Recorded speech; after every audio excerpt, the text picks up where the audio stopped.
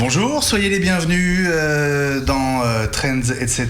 sur Watch TV, le magazine de toutes les tendances. Vous ne rêvez pas, hein, je ne suis pas Mélanie Lafarge, en tout cas pas encore. Mélanie, elle est avec nous. Salut Mélanie. Salut Benjamin. Ah, ça te fait bizarre, hein? Ah oui, c'est pas mal, hein. Bon, rappelle-nous Trends, etc. C'est le magazine de toutes les tendances. Voilà, Trends, etc. Maintenant, vous le savez, c'est le magazine de toutes les tendances. Chaque mois, on essaie de décortiquer l'actualité des marques, l'actualité qui va faire ou fera le buzz dans les semaines à venir. Alors, ce mois-ci, on a préparé un dossier plutôt d'actualité. On s'est évidemment appuyé sur l'arrivée de l'Apple Watch pour se poser une question qui va nous occuper pendant une heure avec nos invités Mélanie. Est-ce que l'Apple Watch fait entrer Apple dans la sphère des marques de luxe? Est-ce que c'est l'objectif d'Apple? Est-ce qu'ils peuvent y arriver? C'est ce qu'on va voir Mélanie avec nos invités. On vous les présente tout de suite, ces invités. On va commencer par vous, Stéphane Truchy. Bonjour. Bonjour. Vous êtes le président d'IFOP Market Research. On connaît tous l'IFOP. Qu'est-ce que IFOP Market Research plus précisément? Effectivement, on est connu sous l'angle des enquêtes d'opinion et de la politique, mais c'est une toute petite partie de notre activité, parce que le reste de l'activité, c'est essentiellement d'interroger les consommateurs sur la perception qu'ils ont des marques, sur différents secteurs. Hein. Ça peut être des secteurs des services, des secteurs de la grande consommation. Et on a une expertise spécifique qui est celle du luxe, où on intervient beaucoup en accompagnement de conseils des marques de luxe sur leur stratégie de marque, développement produit, etc. Bon, ça tombe bien, c'est votre domaine, et je crois que vous avez un avis assez tranché, hein, justement sur cette évolution d'Apple. Bon, vous nous le direz tout à l'heure, hein, on va pas casser le suspense tout de suite, mais en tout cas, on a beaucoup de choses à voir parce qu'on va le découvrir pendant l'émission, Mélanie. Il y a plein de marqueurs, hein, qui font qu'une marque peut se vanter d'être une marque de luxe finalement. Je pense que ça va créer le débat. Et tant mieux. Et avec nous également ce midi sur Watch, en tout cas si vous nous regardez en direct pour la première diffusion, un confrère journaliste qui est aujourd'hui aux commandes d'un site spécialisé sur les montres, bellemontre.com. Bonjour Julie Kaeli. Bonjour. Plaisir de te retrouver Julie, parce qu'on se connaît depuis un certain temps. Ben oui. Tu es à la fois un spécialiste du monde de la high-tech et de l'univers des montres et du luxe, donc ça nous intéresse forcément aujourd'hui. C'est vrai que là, je me retrouve un petit peu comme le Suisse de service, puisque j'ai créé à la fois sur la high-tech et sur l'horlogerie, principalement l'horlogerie suisse. Donc le sujet des smartwatches, nécessairement, ça se retrouve à fusionner les deux en même temps, et là, je ne peux pas ne pas être doublement intéressé. Et tant mieux. On va donc passer cette heure ensemble à parler de l'Apple Watch avec nos invités, avec Mélanie. Vous êtes évidemment cordialement les bienvenus dans cette émission. Vous connaissez le hashtag de Trends. Il est écrit en bas de l'écran, Trends ETC, pour nous envoyer vos messages, vos réactions. Il s'affiche en direct sur l'écran qui est devant nous, et donc n'hésitez pas à venir nous questionner ou nous contredire. On est prêt à tout lire et à tout entendre. Voilà, c'est parti pour une heure du magazine de toutes les tendances sur Watch. À tout de suite.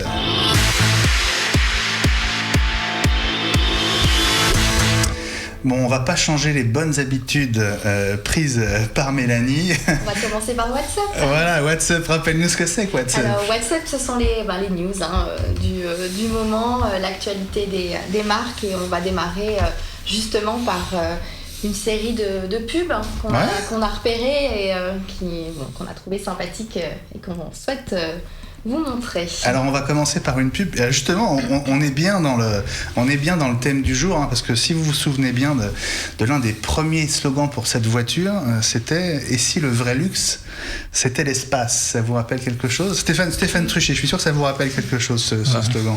Oui, bien sûr. Mais est-ce qu'aujourd'hui on peut encore dire que l'espace est du luxe? C'est la question. Et justement, c'est plus du tout leur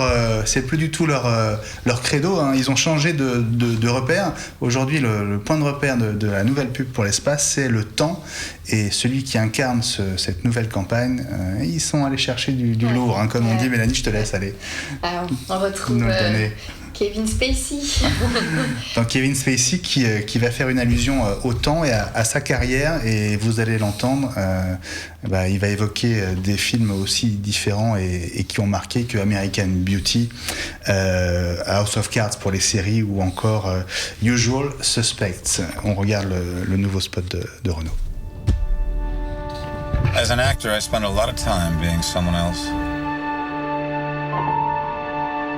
I've been a suburban father going through a midlife crisis, dreaming of a rain of rose petals.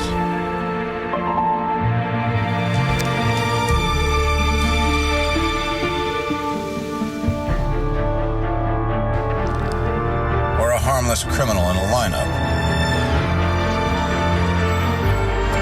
who wasn't so harmless after all.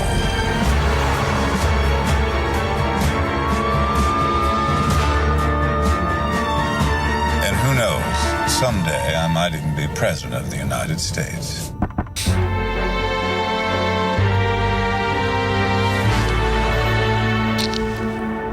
But right now, this time is mine.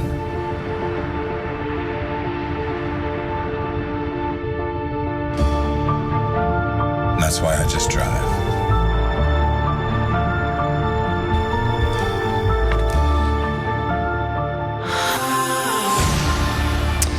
Voilà, bon déjà, je pense que le luxe, c'est déjà de rouler dans la même voiture que Kevin Spacey. Est-ce que c'est pas ça la première conclusion de ce spot, Julie Kael? C'est assez amusant de voir l'argument qui est utilisé à la place de l'espace de prendre le temps, et ça rejoint quand même une remarque qu'on peut se faire de nos jours, c'est que quand on voit les vies très stressées et trépidantes qu'on peut avoir, le vrai luxe aujourd'hui, c'est pouvoir prendre son temps. Donc fait dire que le temps vous appartient, c'est vraiment le comble du luxe. Deuxième spot qu'on voulait vous montrer avec Mélanie. Alors c'est plus une campagne interactive qu'on a pu découvrir dans le quartier de l'Opéra, qui accompagne, Mélanie, la sortie du nouveau film de Jamel Debbouze. Exactement, avec Pourquoi j'ai pas mangé mon père. Il y a une grosse mécanique, marketing qui a été mise en place tout autour de ce film qui est sorti donc la semaine dernière, notamment Pathé Distribution qui décline l'univers de ce film de façon assez innovante et humoristique, avec un abribus qui reprend donc un dispositif événementiel. Ouais, alors c'est pas de la réalité augmentée, mais on a le sentiment, quand on est face à cet écran, de voir à travers l'abribus finalement, et de retrouver sur les différents éléments du mobilier urbain les personnages du film. Ça marche bien, c'est pour attirer l'attention, c'est toujours un succès, ce genre d'opération. Ça va de pair aussi avec justement la campagne de communication de la mairie de Paris, et des nouveaux abribus qui sont en train d'être installés un petit peu partout dans Paris, et qui ramènent de la connectivité. Ouais, tout le monde n'est pas convaincu par les nouveaux abribus, j'ai l'impression. À voir. Prenez le bus, Stéphane Truchy? Non, pas beaucoup. Pas beaucoup, mais je vois les abribus, et c'est vrai que moi, ce que je trouve toujours intéressant, c'est quand même c'est un petit peu se remettre dans la réalité finalement des pratiques connectiques des gens, c'est-à-dire qu'en fait c'est une gestuelle aujourd'hui d'appuyer, d'interagir, et là je trouve que le mettre en scène dans le cadre d'un lancement, c'est s'adapter à des pratiques digitales simples. Donc là on revient bien dans cette idée de la technologie du quotidien, et je trouve ça quand même intéressant c'est pas les premiers, je me souviens qu'il y a quelques années des marques de meubles connues mettaient des meubles en situation réelle dans les abribus. Aujourd'hui on utilise plus la technologie que le meuble en réel, donc, mais c'est quand même intéressant. Bon, on va revenir à de la publicité plus traditionnelle, on va dire, des messages que vous voyez à la télévision, sur le web ou au cinéma, avec une campagne imaginée par l'agence Fred et Farid pour la Société Générale. On revient dans l'univers de la banque, alors du coup, on revient à quelque chose d'un peu plus classique. Ouais, mais alors, justement, on pourrait se dire que on va nous parler d'une banque, donc ça va être chiant, pour être clair. Et ben justement, ils ont trouvé le moyen de faire une campagne assez rigolote sur le thème. Tout n'est pas aussi simple, on va la regarder ensemble.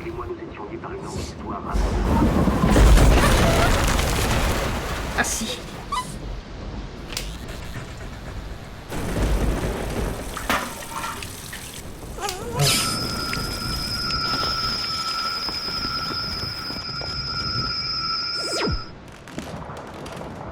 Oui, mon pépère. Parce que tout n'est pas aussi simple. Avec Société Générale, vous êtes relogé si votre domicile est inhabitable. Et vous, êtes-vous bien protégé ? Voilà, mamie a des pouvoirs magiques. Il y a plusieurs spots comme ça qui sont très sympas. On se retrouve aussi dans le cabinet d'un généraliste. Bref, je vous laisse découvrir ces spots. Donc, campagne pour la Société Générale. Alors maintenant, sur le prochain sujet, il n'y a pas vraiment d'image à vous montrer. C'est plus une opération de voilà. Hein, tu utilises les bons mots, toi, Mélanie, ça qui est bien. Opération de marketing orchestrée par Ikea. Tu peux nous en dire plus ou tu préfères que je le fasse, Mélanie ? Qui récompense les 5 gros Cafarnaum. Voilà, exactement. En gros, si chez vous, c'est le bordel, vous prenez une photo et vous tweetez cette photo avec le hashtag Ikea range ton bazar. C'est un long hashtag. Hein. Les 5 photos les plus cauchemardesques, on va dire. Déroutantes. Voilà, déroutantes gagneront une solution personnalisée offerte par Ikea qui a mis le rangement à l'honneur de ces magasins. C'est donc le thème du mois et ça a lieu jusqu'au 10 mai. On va finir avec une dernière campagne, un film, là aussi où l'effet de surprise fonctionne pas mal. Et je vais pas vous dire pour qui c'est mieux, sinon vous allez trouver. Regardez.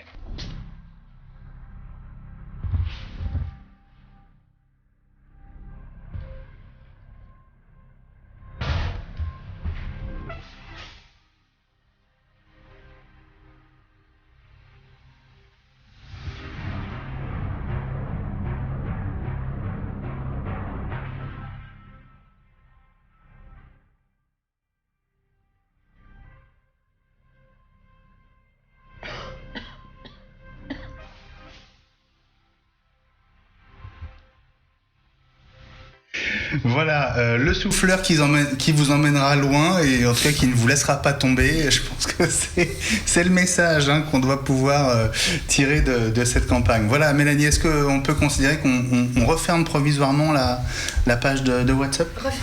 Refermons et allume ton micro. Ah. Voilà. Voilà, donc depuis tout à l'heure, tu perds tes mauvaises habitudes. Oui, j'ai changé de place et du coup, ça me perturbe. C'est pas grave. On va se retrouver dans un instant pour entrer donc dans le vif du sujet de notre thématique d'aujourd'hui, la high-tech et le luxe à l'occasion de la sortie de l'Apple Watch, du repositionnement ou de la tentative de repositionnement d'Apple. On va en discuter avec nos invités. On attend vos tweets et vos questions avec le hashtag TrendsETC. À tout de suite.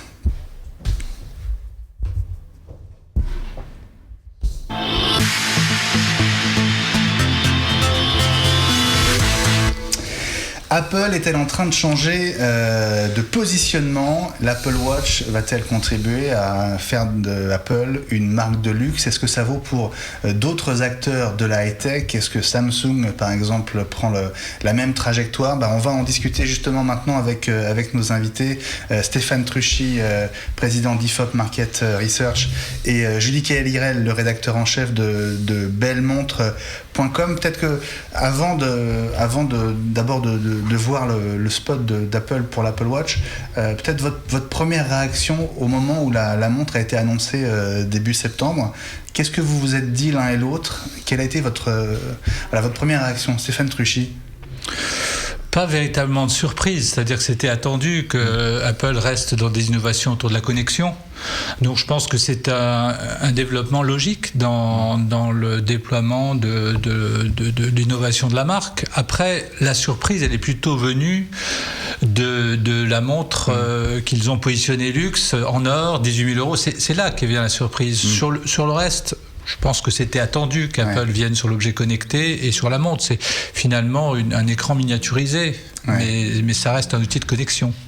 Julie Kael, est-ce que la montre est plus précisément ces déclinaisons les plus chères ou les plus précieuses ? Est-ce que ça t'a surpris de voir Apple arriver sur ce terrain-là ? D'emblée, oui. D'emblée, oui, parce que effectivement, je m'attendais À la montre en soi, parce qu'il y avait comme quelques petites informations qui fuyaient depuis quelques mois, depuis à peu près 2 ans. Mais on est tellement habitué dans la high-tech au vapor marketing, on annonce beaucoup de choses, on les voit jamais, que tant que c'est pas officiellement annoncé, finalement il vaut mieux douter. Donc moi quand j'ai vu l'annonce, je me suis surtout dit, bon, ça c'est fait, donc c'est officiel, contrairement par exemple à l'Apple TV, dont on parle encore, mais qu'on n'a toujours pas vu. Enfin, la télévision de luxe, le téléviseur. L'Apple TV existe, mais pas le téléviseur signé Apple. Pourtant, Dieu sait, ça fait longtemps qu'on en parle aussi, qu'on nous a annoncé qu'il était sur le bureau d'Intel, qu'on l'avait vu, qu'on l'avait croisé, qu'il courait dans la rue. Non, en revanche, la montre, oui.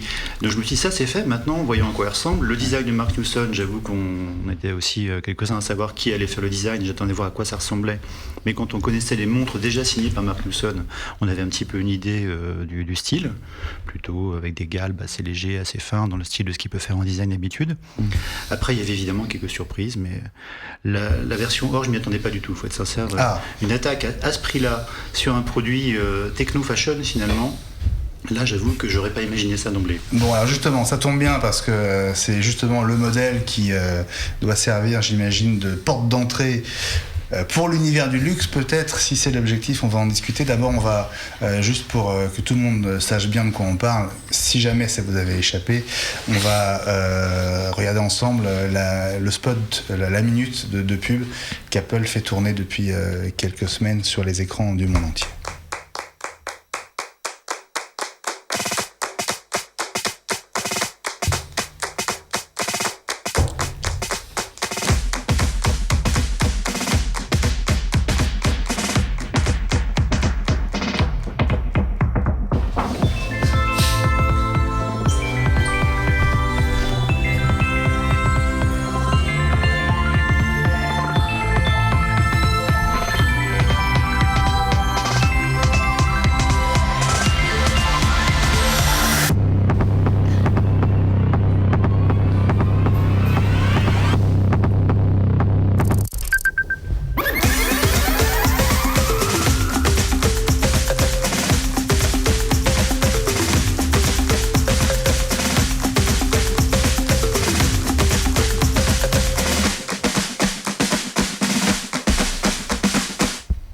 Voilà, 24 avril, c'est la date, le jour de sortie réelle de la montre, puisqu'elle n'est qu'en précommande depuis le 10 avril. Bon, on voit bien dans ce spot, d'abord 1 minute, c'est long pour un spot de pub. Stéphane Truchy, vous me le confirmez, on est plutôt sur des formats de 30 secondes d'habitude. Oui, plutôt. Ouais. Enfin, il y a quelques formats longs aujourd'hui, notamment dans le luxe, avec des formats de saga. Mais c'est vrai que sur du lancement de produit, on est plutôt sur format court. Donc 1 minute, et on le voit bien dans ce spot, on s'intéresse d'abord au produit lui-même, et puis il y a quand même toute la deuxième partie, Mélanie, là c'est les usages qui doivent convaincre le consommateur. Hein. Oui, exactement. Là, on retrouve, après tous les usages qu'on a pu déceler sur les montres concurrentes. Hein. Donc, l'heure. C'est pas mal, ça. Avant tout, non, mais tous les mails, notamment l'aspect activité, voilà, sport, santé. Bon, voilà, ça reste une montre connectée parmi, on va dire, tant d'autres. Alors, jusqu'à présent, Mélanie, Apple ne faisait que des ordinateurs, des téléphones et des tablettes.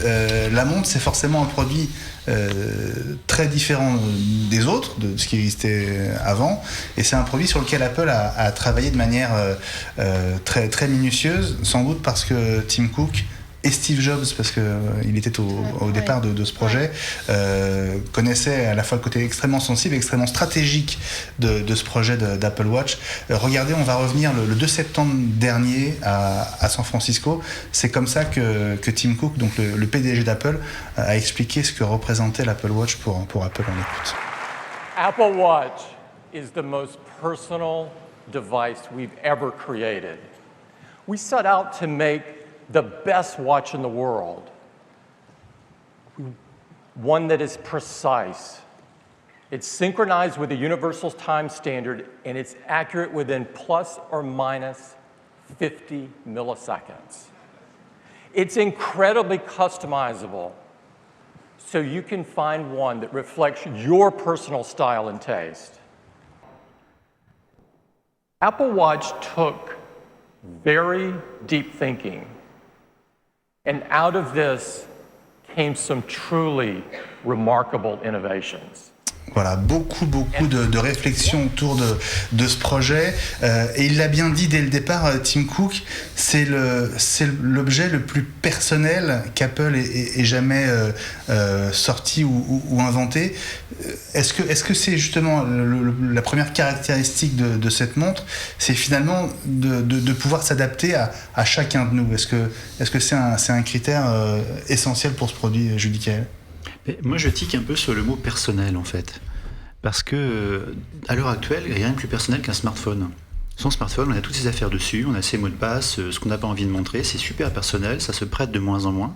Il y a même un mot de passe où on met son empreinte digitale pour l'ouvrir. Le smartphone est l'objet personnel par excellence aujourd'hui. Aujourd'hui, avec ses clés, avec son portefeuille, avec son pass, ça fait partie des trois sa carte de paiement aussi. Voilà. Et bientôt, ça sera la carte de paiement aussi, qui sera très pratique si on perd ou si on le vole. La montre, je trouve ça déjà un peu moins personnel, mais en même temps, pour l'Apple Watch, c'est vrai, parce que la montre est l'écho du smartphone. Donc je dirais que la montre, elle est personnelle parce qu'elle est l'écho de l'iPhone.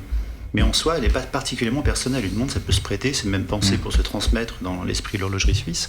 Celle-ci sera plus dure à prêter et à transmettre, en revanche.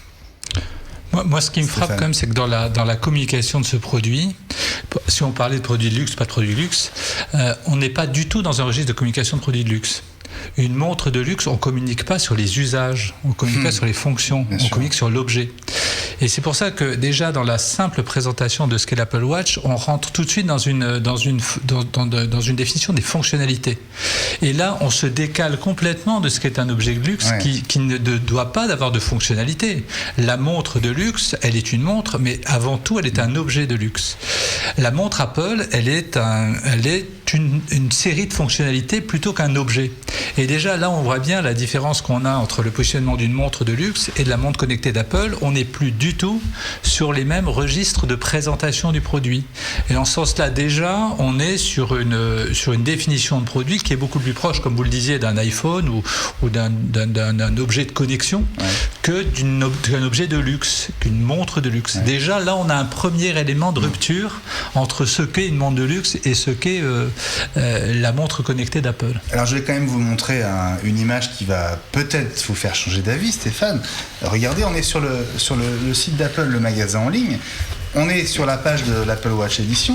Alors, quand je vois les prix en bas de l'écran, on a 11 000 €, on a 13 000 €, et si je vais un petit peu plus loin, on a une montre à 18 000 €, on a 16 000 €. Est-ce que le seul prix ne suffit pas à faire d'un objet, et notamment de celui-là, un produit de luxe?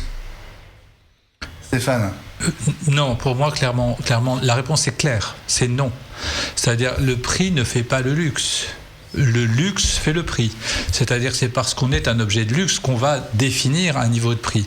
Et c'est pas parce qu'on est un objet cher qu'on est un objet de luxe. Et là, on revient à la marque. C'est-à-dire, est-ce que la marque Apple est une marque de luxe? Parce que c'est là que se pose la question de fond. C'est-à-dire que quand Nokia lance une marque de téléphone de luxe qui s'appelle Vertu, elle oublie la marque Nokia et elle lance une marque qu'elle positionne comme une marque de luxe.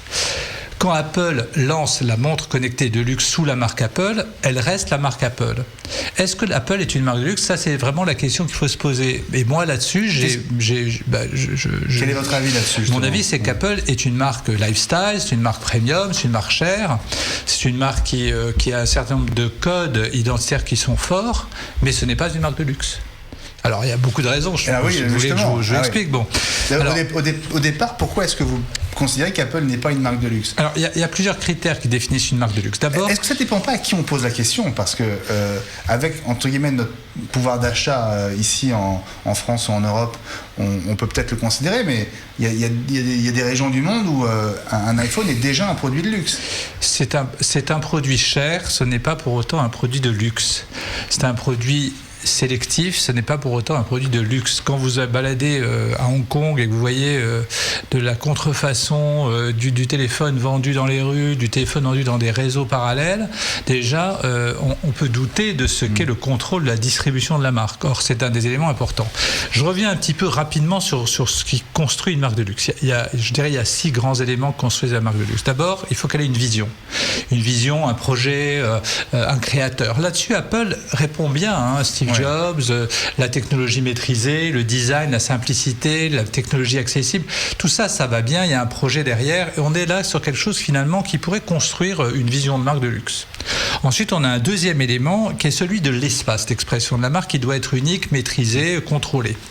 Là déjà, quand vous regardez les marques de luxe, elles ont toujours des réseaux de distribution, une identité forte, des codes visuels, tout ça. Apple a pour partie des choses, la pomme, le design, etc. Mais sur la distribution, il y a une partie de sa distribution qui est maîtrisée, les Apple Store, mais une partie de sa distribution qui lui échappe et qui échappe notamment aux règles de ce qu'est la distribution sélective du luxe. Donc déjà, c'est quoi cette partie qui lui échappe selon vous ? C'est toute la distribution qui se fait en dehors de ses propres points de vente. Quand vous trouvez des produits Apple à côté de produits de marques concurrentes qui sont vendus à des prix bien différents et qui n'ont pas cette stratégie de sélectivité, bien entendu, l'environnement dans lequel s'exprime la marque détermine aussi l'appartenance au luxe. Et alors là-dessus, justement, je voudrais peut-être un peu vous contredire parce que dans le cas de l'Apple Watch, vous savez notamment en France, il y a un réseau de revendeurs Apple qui sont des magasins indépendants qui ont un accord particulier avec Apple. Ces magasins n'ont pas l'Apple Watch, par exemple, qui jusqu'à maintenant et jusqu'à ce que ça évolue, n'est vendu que par Apple et dans 2 points de vente bien spécifiques en France, les Galeries Lafayette et Colette. Est-ce que justement, on rentre pas dans votre... Est-ce que c'est pas pour aller dans votre sens quelque part, Stéphane ? Mais on peut pas déconnecter Apple Watch d'Apple. C'est-à-dire que Apple Watch a dans son nom la marque Apple. Et la marque Apple, si elle se définit dans des territoires différents, elle contaminera d'une certaine manière l'Apple Watch puisque ça fait partie de la marque. Donc on peut pas... ils n'ont pas développé une marque de montre qui s'appelle autrement qu'Apple. Ouais. Donc il y a forcément une appartenance à la marque qui fait que tout ce que fait Apple sera également porté par l'Apple Watch. On ne peut pas considérer qu'Apple Watch devienne une marque en soi quelque part, qui soit légèrement distincte de l'Apple qui fait des téléphones et des tablettes par exemple. C'est pas construit comme ça. C'est pas construit comme ça. Julie Kael, sur effectivement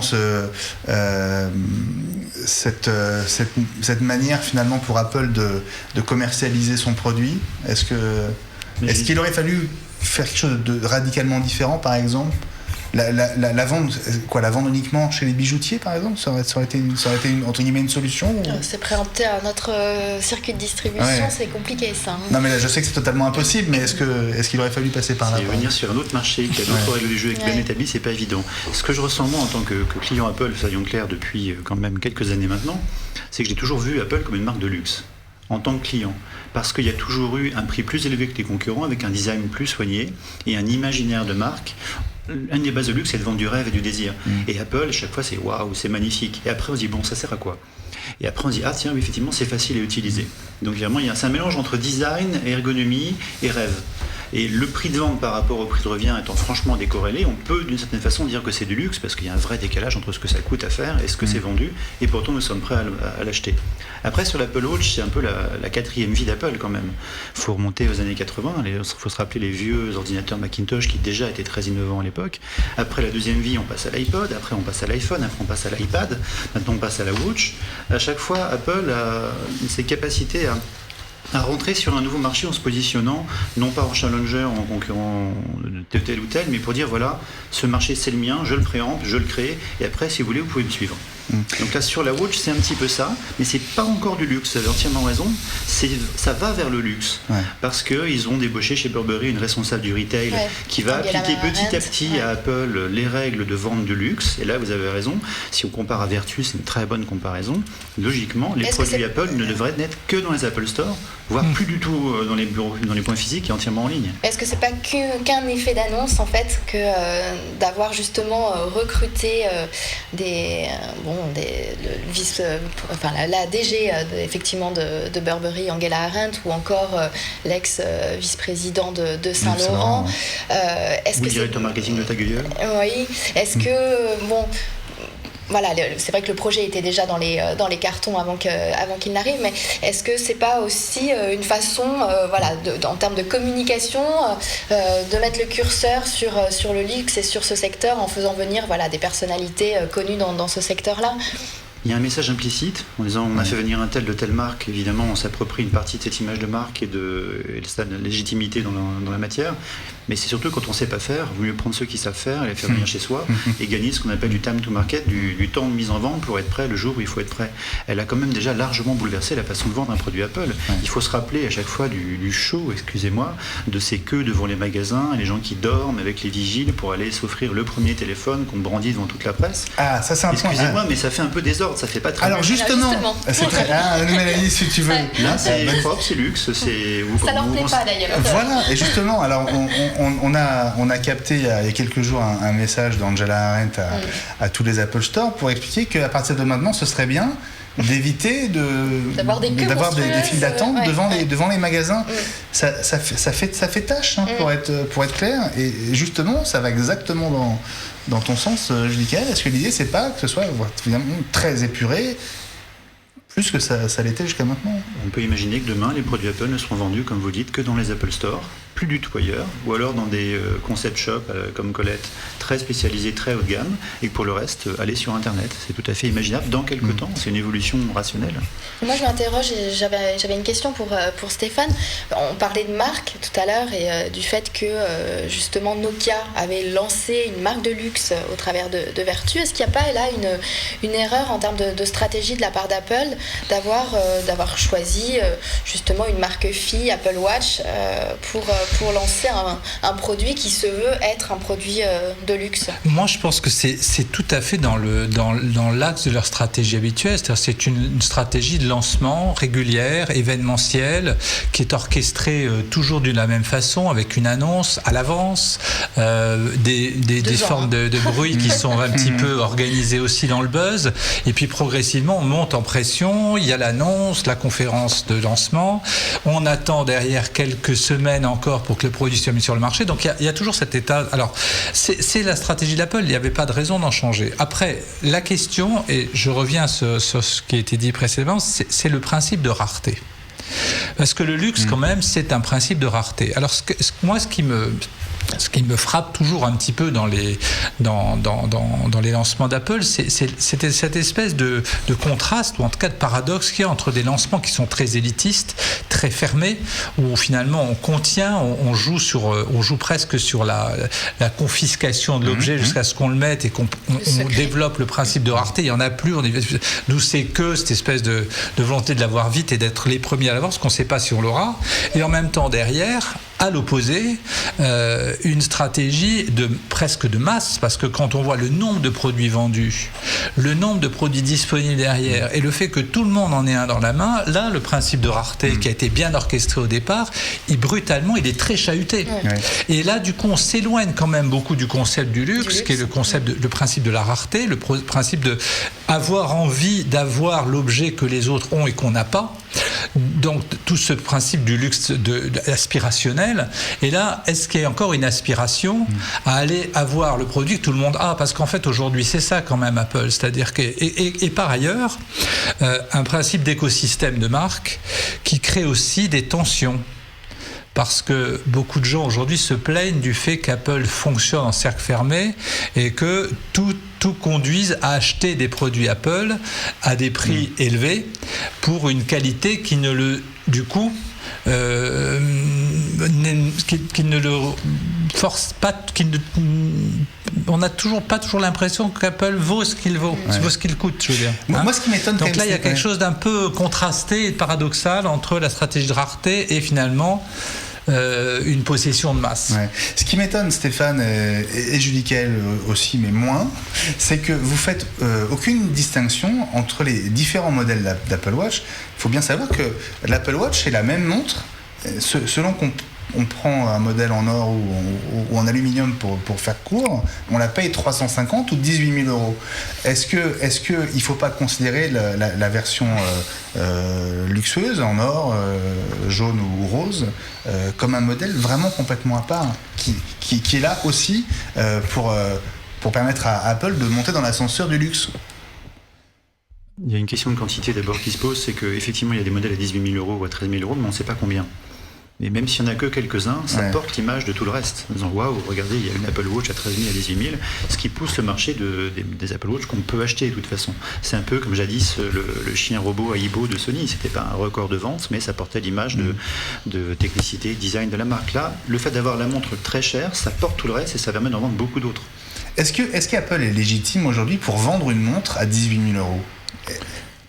La question là, c'est est-ce que finalement c'est logique que les montres Apple soient vendues dans les mêmes magasins que les autres produits Apple, quand on sait que le volume va se faire quand même sur les montres qui sont plutôt aux alentours de 350 €, bien sûr. C'est totalement logique que ces produits-là ne soient pas déconnectés de l'offre Apple. Après, la déconnexion, elle est plutôt sur le modèle en or à 18 000 €. C'est là que se passe le gap et qu'il y a quelque chose qui, d'une certaine manière, décale un peu le produit de l'offre traditionnelle d'Apple. Alors, est-ce qu'Apple est légitime pour vendre ? Je pense que moi, je revois toujours ça davantage à un problème d'animation de marque, en tout cas d'effet buzz. C'est-à-dire que cette montre très chère, elle n'est pas faite pour en vendre des quantités, elle est faite, comme vous le disiez, pour animer, pour tirer vers le haut, pour aussi faire parler. On a beaucoup parlé de cette montre à 18 000 € par rapport à ce qu'elle représentera en vente à l'arrivée. Donc, finalement, c'est peut-être ce modèle-là qui aujourd'hui construit une certaine forme de visibilité, de notoriété et de buzz.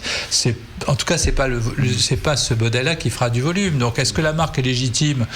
Probablement pas pour lancer une gamme de montres à 18 000 €, mais celle-ci, elle est là plutôt pour faire le buzz. Pour répondre sur la légitimité, on peut prendre 3 chiffres très facilement sur l'Apple Watch. Le premier, c'est quand même qu'en une journée, il y a eu 1 million de précommandes aux États-Unis. C'est une estimation. Une estimation, mais de toute façon, ça reste gigantesque si on compare ça à ce qu'était le marché des smartwatches la veille de cette annonce. C'est-à-dire qu'en une journée, ils ont fait 3 fois le volume global du marché. Donc, en un an, c'est quand même pas mal. On peut dire que c'est un succès phénoménal, et je n'y aurais pas cru un seul instant avant de le lire, donc dont acte, j'avais tort. La deuxième chose, c'est que le modèle de luxe a mis quelques minutes à être en rupture de stock en Chine. Et Dieu sait si les Chinois sont des addicts de l'écosystème Apple. Et c'est aussi un signe, en termes de signe extérieur, de rareté, de vouloir se l'offrir, d'être le premier, parce que maintenant, c'est rendez-vous en septembre pour se la procurer. Et le troisième élément, c'est quand même sur les commandes américaines, quand on regarde le gros des commandes, j'attends à dire que les Apple Watch sont des montres comme les autres.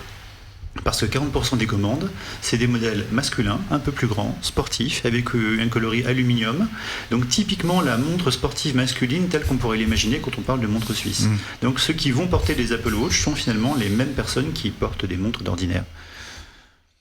Bon, on va continuer à discuter de cette révolution ou pas dans le monde de la high-tech. Est-ce qu'Apple est en train de changer son positionnement ? Est-ce que vous diriez quand même que c'est la tentative qui a lieu en ce moment, sans dire qu'ils vont y arriver, Stéphane? Est-ce qu'ils sont en train de changer de positionnement pour vous? Non, ou d'essayer? Pour moi, non. L'Apple Watch, pour moi, ça reste toujours un produit qui est dans la lignée des produits d'Apple. C'est-à-dire que c'est une nouveauté. Ils sont toujours dans l'innovation. Ils sont toujours dans cette idée d'une innovation maligne, intelligente, connectée, très collée à l'individu. Il y en avait depuis 1 an, 2 ans, 3 ans. Mais il y avait aussi des téléphones portables. Il y avait aussi des tablettes, il y avait aussi... Donc je pense qu'il y a les montres connectées et la montre connectée Apple. Et pour ça, ils ont une capacité à construire des concepts produits très forts, très très bien packagés, avec d'ailleurs une subtilité quand même dans la convivialité, dans la personnalisation de l'objet. Pour vous, c'est l'histoire de l'iPhone qui se répète un petit peu avec l'Apple Watch? Oui, de l'iPhone, de l'iPad. Enfin, ils ont toujours eu des démarches comme ça d'innovation un petit peu malignes, plus soignées, plus esthétisées, plus personnalisées aussi. Je crois qu'on est vraiment dans cette idée d'un marketing relationnel fort. Ouais. Pourquoi est-ce que les autres marques, finalement, ne réussissent pas à faire pareil? Il y avait une étude psychologique qui avait été faite sur les zones du cerveau qui étaient activées par certaines marques, et pour Apple c'était la même zone que la religion apparemment. Donc ça peut expliquer quelques petites choses, c'est qu'effectivement quand on voit une marque comme une religion, il y a une barre de magie qui n'est pas reproductible dans les écoles de marketing. Bon justement le marketing, Julie, on va en parler dans quelques instants. On va faire une petite parenthèse pour la suite du reste de l'actu dans ce monde qui bouge, puisqu'on suit les tendances avec avec Mélanie dans Trend, etc. Mélanie, on se retrouve dans un petit instant pour parler de ce qui bouge dans le monde des médias. À tout de suite.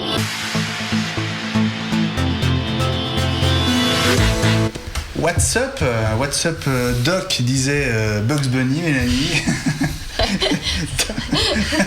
Dans le monde des médias, ça bouge aussi, et vous savez que Médiamétrie est l'un des instituts de référence, évidemment, avec l'IFOP, bien sûr, Stéphane, mais vos petits camarades de Médiamétrie s'intéressent beaucoup au multi-écran, et notamment au multi-écran à la maison, avec pour la première fois les résultats de leur nouvelle mesure qui s'appelle l'Internet Global 3 écrans.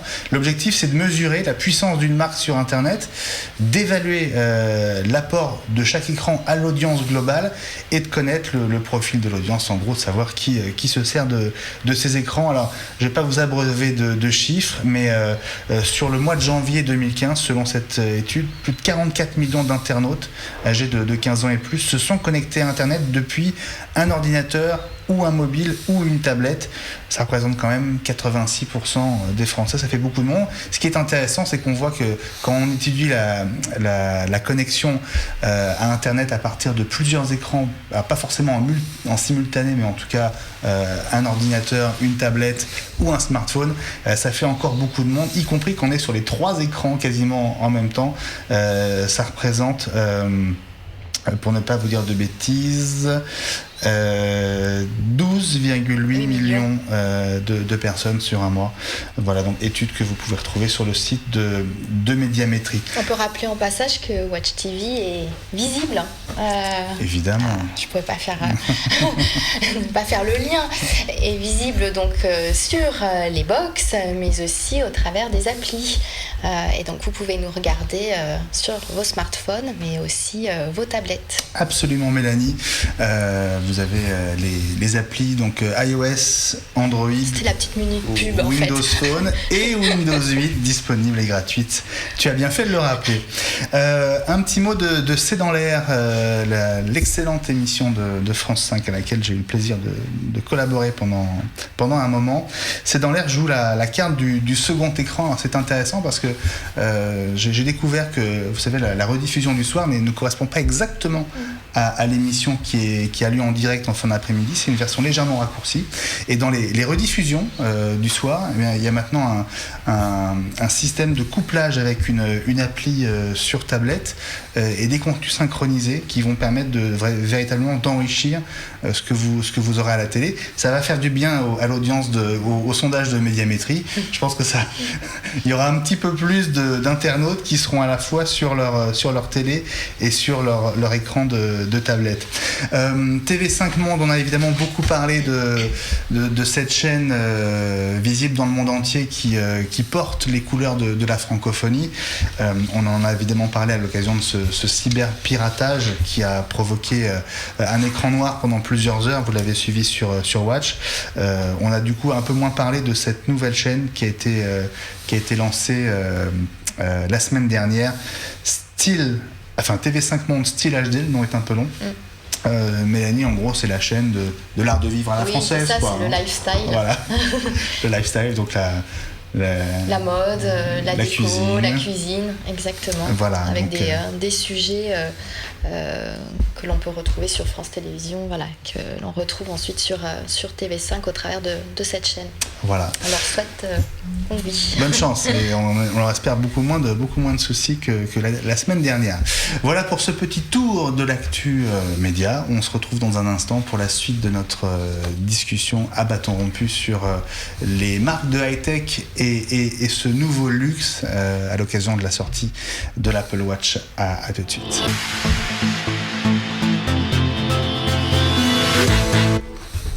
Voilà, l'Apple Watch arrive le 24 avril. Vous l'avez peut-être déjà précommandé ou pas. Si ça n'est pas le cas, vous ne l'aurez pas avant mois de juin au mieux, je crois, maintenant. Maintenant, c'est carrément août ou septembre, quand même. Ouais. Alors c'est intéressant parce que on dit effectivement que les précommandes seront livrées de plus en plus tard, mais en parallèle, beaucoup de gens disent aussi qu'il y aura sans doute du stock dans les Apple Store le jour de la sortie et les jours suivants. Et donc, est-ce qu'Apple n'est pas aussi en train d'organiser, comme on lui fait souvent ce procès-là, une forme de rareté? Vous en disiez un mot tout à l'heure, Stéphane. Il faut aussi que l'Apple Watch soit un produit désiré et pour lequel on va pas se battre, mais presque. C'est toujours le principe de la tentation. C'est-à-dire que plus on sait qu'un produit va être difficile à voir, plus on a encore envie de l'avoir. Donc, et surtout quand c'est un produit qui est annoncé de longue date. Donc, c'est un principe de lancement chez Apple. Je pense qu'ils ne vont pas déroger à la règle. Et là, il n'y a pas un lancement d'Apple qui s'est fait sans qu'on ait cette espèce de stress de l'avoir tout de suite. Vous parliez tout à l'heure des files d'attente et des gens qui dorment devant les Apple Store. Bon, je pense qu'on aura exactement le même phénomène. C'est une règle de lancement. Donc ils ne vont pas déroger. Bon, donc en tout cas, il y a peut-être un coup à jouer si vous ne l'avez pas encore commandé. Ça vaut peut-être le coup d'attendre le 24. D'aller dormir devant le... Il faut pas. Devant l'Apple Store. Non, je pense qu'on ne vous laissera pas dormir devant. Il y a des consignes assez strictes. Il y a la reine qui va arriver. Avec son balai pour vous chasser. En plus sérieusement, vous aurez peut-être un coup à jouer donc le 24 avril si vous la voulez vraiment et si vous avez raté le coche le 10. Pour revenir sur la manière dont Apple a préparé l'arrivée de cette montre, on se souvient de cette journée événementielle qui avait été organisée chez Colette à Paris, donc Colette qui sera l'un des 2 points de vente en France en dehors des Apple Store. Souvenez-vous, on avait quand même vu, alors tu la connais mieux que moi, Anna Wintour, donc c'est la grande patronne du Vogue américain, au centre de cette photo, Karl Lagerfeld à sa droite, Johnny Ive et ce designer Mark Newson dont tu nous parlais tout à l'heure, Judy Kael. Ils étaient à Paris donc pour cette journée événementielle. Voilà, typiquement, ils ont réussi à faire le buzz, un événement qui n'a été annoncé que la veille en début d'après-midi. Le magasin a été masqué par des bâches en début de soirée et le lendemain matin, il y avait effectivement une grande table avec les Apple Watch visibles pour la première fois en dehors de la conférence Apple au cours de laquelle elle avait été annoncée. On était au début de l'automne, donc à 6 mois de l'arrivée de la montre. Voilà, c'est une manière de commencer à faire monter la pression aussi. C'est surtout très bien vu en termes de marketing à l'échelle mondiale, puisque c'était pendant la Fashion Week à Paris. Donc du coup, ça permettait, avec un lieu qui est connu sur la terre entière, qui est Colette, aussi bien en Asie qu'aux États-Unis, tout le monde connaît ce concept store parisien. Tous les journalistes mode du monde entier qui étaient là, qui ont été conviés à passer. Et du coup, il y avait, comme on dit, une exposition à la marque en publicité qui était absolument phénoménale, parce que les retombées presse de cette simple présentation d'une journée ont été phénoménales. On y est tous allés parce que c'était le seul moment où on pouvait voir ces montres dont on avait juste entendu parler pour l'instant. Et c'était vraiment très très bien vu et l'impact a été formidable. Et en plus, ils positionnaient la montre à la fois luxe et à la fois accessoire de mode. Et ça, c'était vraiment ça qui était désiré. Ouais. Ce qui était fou d'ailleurs, c'est que Karl Lagerfeld qu'on voit sur cette photo, il est passé chez Colette relativement tôt le matin, mais son propre défilé avait lieu quasiment en même temps. Il a raté, en tout cas il a fait retarder le début de son propre défilé pour venir voir l'Apple Watch chez Colette. Forcément, ça s'est su. Il a dû être payé très cher. Et cette nouvelle-là, elle a fait le tour du monde parce que bon, voilà, on imagine ce que peut être un défilé de mode pour un grand couturier. Bon, il y a quand même assez peu d'occasions qui peuvent le mettre en retard quand même. Donc c'était bien vu de ce point de vue-là. Oui, c'est la scénarisation. C'est la scénarisation. Et effectivement, parfois, les coups prennent encore plus de portée que ce qui était prévu parce qu'il y a des événements de ce genre. Mais là, je pense que tout ça, c'est vous le disiez, de très très beaux coups marketing, très bien orchestrés. Préparé. Mais Karl Lagerfeld qui est en retard, est-ce que c'est presque volontaire? On ne peut pas croire que c'était pas préparé. Karl Lagerfeld, c'est quand même depuis longtemps un adepte totalement sous perfusion d'Apple. C'est vrai qu'il a des iPods dans les oreilles. Donc il en a partout. Ses boutiques sont appleisées. Donc c'est finalement une espèce de logique presque de dépendance à la marque qu'il a lui. Donc c'est un super ambassadeur de la marque. Les boutiques Lagerfeld avec les écrans écrans d'iPad partout, jusque dans les cabines d'essayage. C'est quand même c'est une règle de vie pour lui. Alors je crois que même ses chiens ont des Apple, des choupettes. Oui, c'est vrai. Mais donc, vous le dites, mais c'est très sérieux.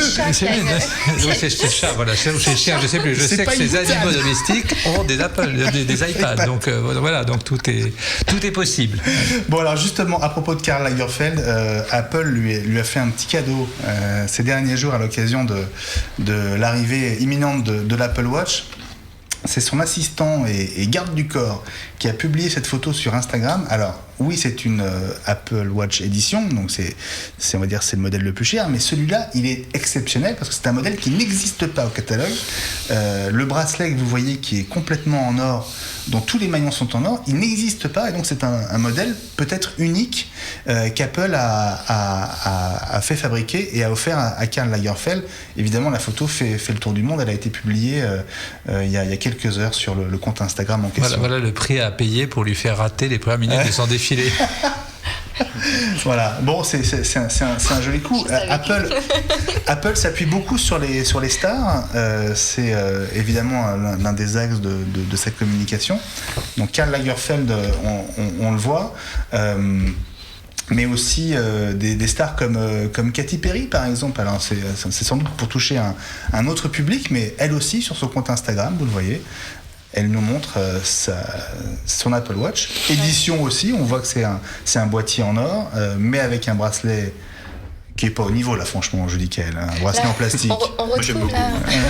C'est marrant parce qu'on retrouve quand même là, pour faire le lien avec le sujet, la thématique de l'émission et justement le luxe, on retrouve là aussi des codes empruntés au luxe avant que le dernier sac Vuitton ou Hermès ne sorte. Voilà, toutes les grandes stars ou se baladent avec voilà, les socialites. Voilà. C'est tout la stratégie des égéries et des ambassadeurs ou ambassadrices de marque. Donc on revient bien à la Catherine Deneuve d'Yves Saint Laurent. Donc on est vraiment dans cette idée qu'on associe. Alors ce qui est intéressant, c'est que pendant longtemps, les mariages entre les égéries et les marques, des mariages qui s'installaient dans la durée. On était vraiment dans des parcours de vie entre une égérie et une marque. Aujourd'hui, on est dans une temporalité beaucoup plus courte. C'est des coûts médiatiques. Et les marques de luxe sont quand même revenues de ces stratégies de coûts médiatiques, comme l'avait fait par exemple une marque comme Louis Vuitton à un certain moment, où elle avait des mariages très courts sur des moments, Jennifer Lopez, et des mariages très très courts. Elles reviennent quand même à redonner du fond dans leur stratégie d'ambassadeur et d'égérie de marque. Là, j'ai l'impression qu'on est quand même plutôt sur des coûts médiatiques plutôt que des ambassadeurs qui s'installent dans la durée avec la marque. Je suis pas entièrement d'accord, mais dis-nous, à cause des codes de luxe justement. Pour faire juste d'abord un petit virage horloger, on voyait tout à l'heure l'Apple Watch avec un Mickey sur l'écran. C'est pas très connu, mais c'est un hommage quand même à un grand amateur d'horlogerie et grand créateur et designer horloger qui s'appelait Gérald Genta. Gérald Genta, il a dessiné parmi les montres les plus célèbres de la Terre pour Patek Philippe, pour Audemars Piguet, et il avait créé il y a plusieurs dizaines d'années une montre où un Mickey donnait l'heure avec ses bras. Donc à chaque fois qu'Apple utilise ça, c'est aussi un hommage discret au plus grand designer horloger de ces dernières décennies. Donc c'est pour faire le pont. Après, je suis un petit peu moins d'accord sur les ambassadeurs et sur le côté coût. C'est qu'on a remarqué dans le luxe, récemment en tout cas le luxe horloger, une évolution du profil des ambassadeurs récemment. Avant, on prenait un ambassadeur connu et sa notoriété planétaire suffisait à faire parler de la marque sur la terre entière. Un Houdet. Prenons l'exemple de George Clooney pour Omega ou effectivement de tous les James Bond de divers et variés. Mais aujourd'hui, on va demander quelque chose en plus à un ambassadeur de marque. On va lui demander d'être connecté. C'est-à-dire que ça ne suffit pas d'être connu. Il faut avoir aussi des millions de followers. Et ça, c'est quand même assez récent comme évolution. L'exemple typique, c'est Cara Delevingne. Cara Delevingne, qui est la nouvelle égérie de Tag Heuer, et qui, quand elle poste quelque chose, ce quelque chose est vu par ses 15 millions de followers. Le nouvel ambassadeur d'une autre marque horlogère, qui est Montblanc en Chine, c'est un champion olympique, qui a 20 millions de followers. Donc à chaque fois, ces ambassadeurs ont le pouvoir, parce que c'est un pouvoir, comme on le voyait tout à l'heure sur Twitter avec Karl Lagerfeld, de communiquer directement sur la marque auprès de millions de personnes qui les suivent. Et ça, avant, c'était juste impossible. Vous voyez, c'est plus la publicité, c'est plus passer non plus par les journalistes pour transmettre un sujet, c'est un lien direct entre l'ambassadeur et son fan. Est-ce que du coup, c'est pas pour aussi viser une cible plus jeune ? Aussi. Mais avant, c'était juste pas possible. Moi, je trouve ça magique. Vous mettez quelque chose à votre poignet et 5 secondes après, 20 millions de personnes sur Terre l'ont vu, vous imaginez ? C'est presque envoyer une publicité sur la Lune et la regarder depuis la Terre. C'est incroyable. En termes d'impact, on n'a jamais vu une chaîne directe de communication où les journalistes ne servent plus à rien d'ailleurs au passage. Et la publicité, pas beaucoup. C'est vraiment magique. Et ça, c'est possible grâce à Twitter, grâce à Instagram principalement, ou Pinterest. Et c'est phénoménal comme pouvoir pour atteindre un consommateur final qui va vouloir s'identifier à Katy Perry, à Lagerfeld. Moi, je veux la même. Alors regarde, on a tout, parce qu'on a eu Lagerfeld, on a eu Katy Perry, donc là on vise un autre public. Drake, je suis peut-être pas dans le coup, mais je sais qui Drake. Demandez à Madonna. Ah, c'est lui qui l'a embrassé ? Oui. Oh mon Dieu, d'accord. Donc c'est le jeune homme qui n'a pas apprécié le long baiser de Madonna sur scène l'autre jour. Bon, pareil, il se fait prendre en photo avec une montre, une Apple Watch au poignet. Bon, il a peut-être pas le public dont tu parlais, Julie, mais il y a quand même 433 000 likes sur cette seule image. Et puis c'est un habitué de l'horlogerie, est-ce que l'année dernière il avait travaillé avec Hublot ? Donc il a changé de montre. Voilà. Bon, au final, il va être le moment de conclure cette heure qui est passée très très vite.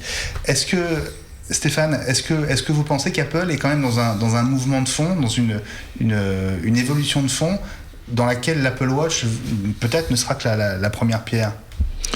C'est un mouvement de fond que la marque a initié maintenant depuis plusieurs années, c'est-à-dire cette idée de monter en gamme, d'être dans un lifestyle sélectif, qualitatif, avec un niveau de prix plus élevé. C'est un choix déterminé de positionnement marketing. Mais l'objectif, c'est de nous faire accepter de payer plus cher, in fine. C'est en tout cas de se différencier des autres par une qualité et un environnement de marque supérieur. Je pense qu'il y a, vous le disiez tout à l'heure, c'est une marque qui fait de l'envie, qui fait rêver, et c'est vrai que ça d'une certaine manière, ça renvoie quand même à cette idée de la luxuosité de la marque. C'est-à-dire qu'en fait, ce désir de marque, il est extrêmement fort. Et donc Apple a construit toute une espèce d'architecture de désir qui en permanence est activée, soit dans les stratégies de lancement, soit par la mise en avant du produit au point de vente, soit aussi par le marketing relationnel. Tout est construit pour créer du rêve, du lien et de la dépendance d'une certaine manière. Donc on est dans cette ligne-là, et je pense que la montre connectée, si on enlève la partie, la plus exclusive de ce développement de gamme de montres, sur le reste, on est dans la continuation d'une logique de positionnement premium de la marque, et je crois que c'est encore une fois une réussite, et ça sera une réussite. Les premiers chiffres le disent, et je pense que l'expérience ne le trahira pas. Je pense que c'est un produit qui va véritablement révolutionner l'enthousiasme pour le produit d'une montre connectée. Je pense que là, je pense qu'on est sûrement dans une très forte tendance. Julie Kael, en un mot, est-ce qu'Apple va s'imposer comme une marque de montre aussi, ou est-ce que est-ce que les horlogers ont raison de s'inquiéter ? Trois choses rapidement. La première, il ne faut pas oublier qu'Apple gagne surtout sa vie en vendant des applications et de la musique et des contenus. Et donc plus il y a de terminaux pour les recevoir, plus on gagne de l'argent en vendant ce qu'on écoute et ce dont on sert dessus. Donc ce n'est pas le but en soi, c'est quand même pas là où il gagne le plus d'argent. C'est un moyen de vendre autre chose, et c'est un écosystème connecté, fermé, qui est le plus puissant de la Terre et qui est phénoménal. Deuxième chose, je serais tenté de dire que c'est pas une marque de luxe, c'est une marque qui est en train de se diriger vers le positionnement des accessoires de mode techno-fashion. Parce qu'il faut rapprocher l'Apple Watch de Beats. On attend de voir encore ce que Apple va faire après avoir acheté la marque de casque design Beats, mais Beats a été le premier à transformer les casques audio en accessoires de mode fashion. Donc Apple va vers ça. Maintenant, voyons ce qu'ils vont faire ensuite. Après, la Suisse a tendance à leur dire merci, parce qu'il faut quand même dire un mot de l'horlogerie suisse. J'ai cru que tu allais dire autre chose. Non, merci. C'est ce que j'ai eu le plaisir de rencontrer pour Belmonte récemment, M. Hayek, qui est le patron du Swatch Group, qui est le plus grand acteur en la matière, qui disait merci à Apple, parce que vous donnez envie aux gens de porter des choses au poignet, et après ils vont porter des montres. Bon. On en reparlera, Julie, j'en suis sûr, parce que l'Apple Watch n'est pas encore vraiment là, et on en parle déjà beaucoup. C'est une histoire qui ne fait que commencer. Il y aura une deuxième génération, sans doute une troisième, et donc on verra comment tout ça va évoluer, va faire évoluer la marque. Merci Mélanie de m'avoir accueilli avec toi. Merci Benjamin pour ce soutien. C'était un plaisir d'être avec toi dans Trends, qui n'est pas mon émission, qui est la tienne, mais j'étais ravi de passer ce moment avec vous. Merci beaucoup de votre fidélité à Watch TV, et on se retrouve pour toutes les émissions de la chaîne. Merci, bonne journée et à très bientôt. Thank you.